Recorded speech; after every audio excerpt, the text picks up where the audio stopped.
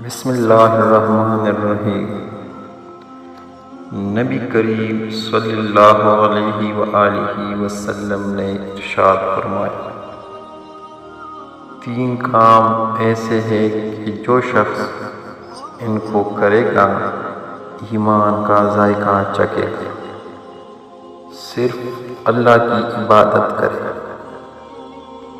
اور یہ عقیدہ رکھے کہ سوائے اللہ کے کوئی عبادت کے لائق نہیں، اور اپنے مال کی زکوٰۃ ہر سال اس طرح دے کہ اس کا نفس اس پر خوش ہو اور اس پر آمادہ کرتا ہو، یعنی اس کو روکتا نہ ہو۔